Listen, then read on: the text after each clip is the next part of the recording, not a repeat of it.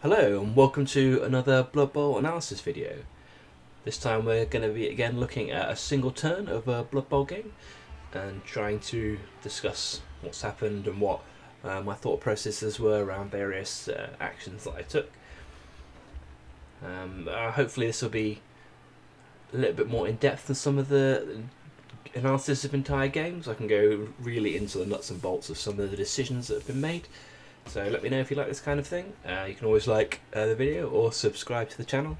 And there's a link below to my Patreon page which lists all of the articles and videos that I do, including some Patreon-only exclusives.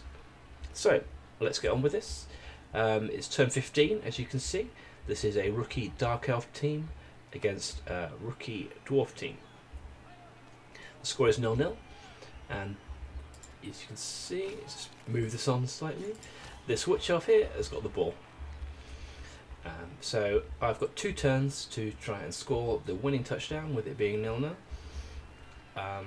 And so this is the little puzzle that I've got to solve for this particular turn. So as we can see, we've got 2 dwarves back here who are effectively preventing me from forming a cage. So normally in this situation with Dark Elves, you'd want to be trying to run a cage, form it roughly about there, or that's where these guys can reach the back of. So it's a cage somewhere around here, so that I can try and score from it next turn. But with the position of these 2 dwarfs here, that's not going to be possible. I can blitz one of them, but I can't blitz both. And whichever one I blitz, the other one will be stopping me from making a cage in this sort of area. There's no way I can get through to this particular bit either. There's too many dwarves in the way around here. So we're going to have to try and score in a slightly different way without using a cage. So the most effective way of doing that here will be to try and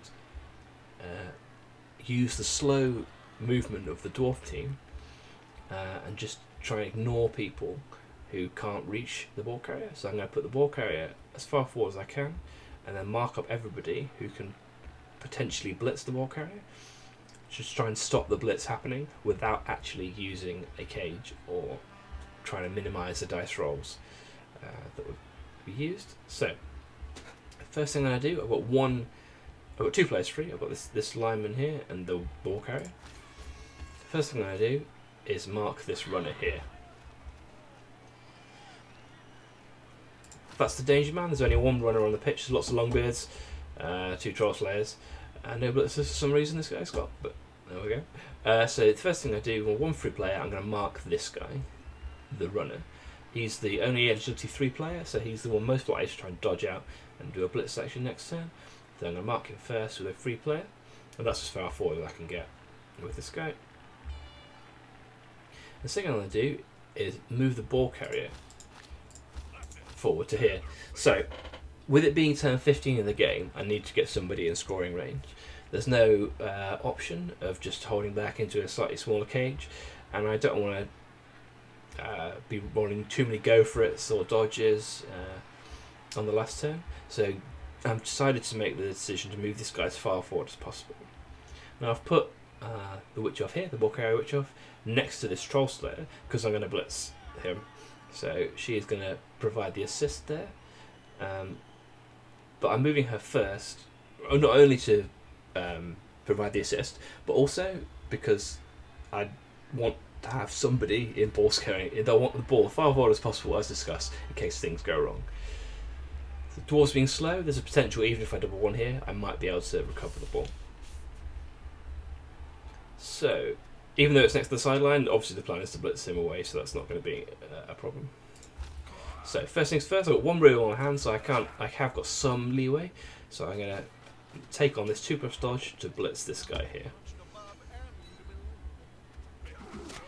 Okay, so lucky enough to get the stun, which is pretty good. But even if I wasn't stunned, I still would be going here in this position, I think. And the reason for that is I'm worried about this guy here. So this is a Longbeard, so he's got movement 4. And I want to stop him from getting to the Witch Elf and blitzing her on the Dwarf player's next turn. And I can effectively use this Troll Slayer even if he wasn't stunned, as part of my cage.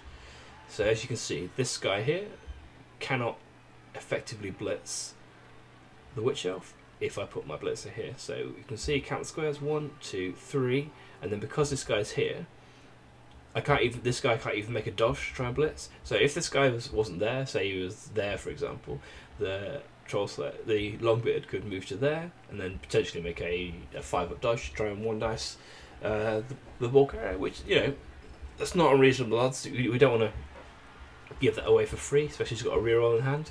So just by putting this one guy here and using him as almost part of the cage, we can prevent that happening. I'm going to try and mark him as well later in the turn, but with only one reroll left, I might not want to use that this turn. So there's potential that should I fail something a little bit later in the turn, I might not use the reroll. I might just try and save it for the turn 16. Okay, the next thing I want to do is I want to try and mark this guy.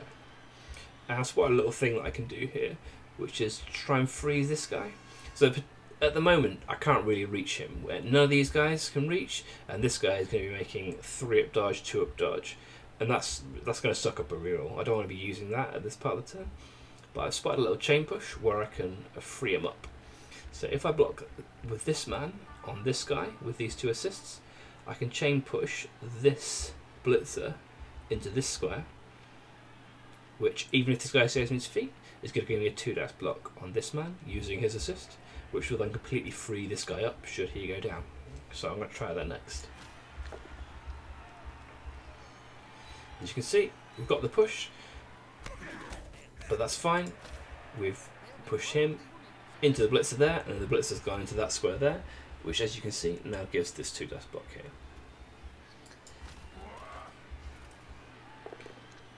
Luckily I get the POW, which completely frees up this man, and then I can run this guy around and mark this guy.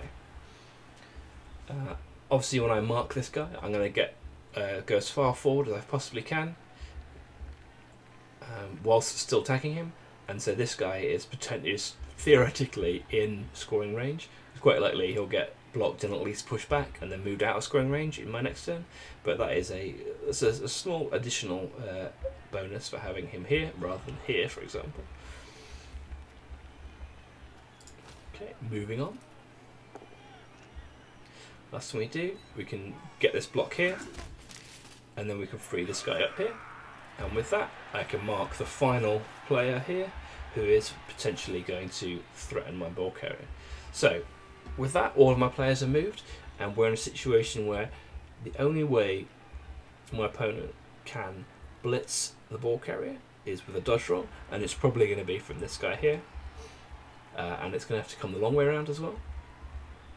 So this runner is going to have to make a 3-up dodge, and then go 1, 2, 3, 4, 5, 6, and then go for it to hit them, needing a 1-dice POW.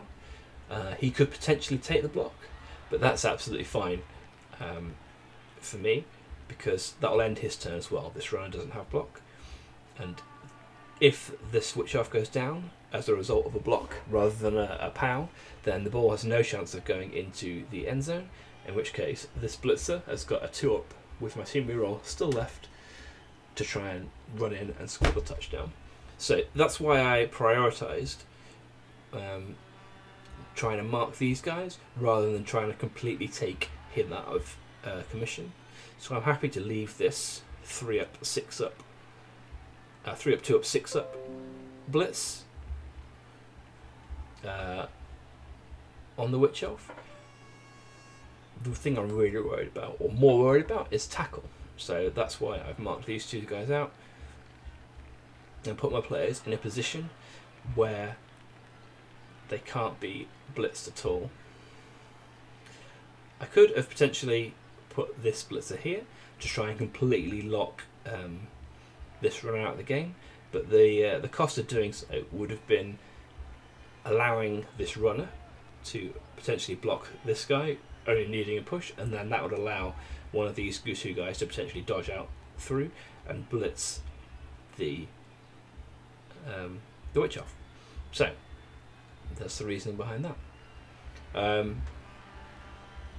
hopefully that's given a little bit of insight into some of the thoughts I was having during that turn.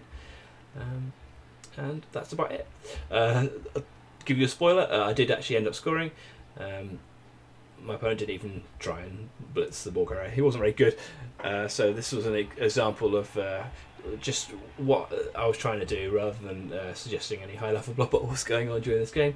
But I thought it was an interesting turn nonetheless. A slightly unusual decisions, unconventional way of trying to protect the ball rather than just having a standard X cage. So I hope you enjoyed that, and hopefully see you again next time.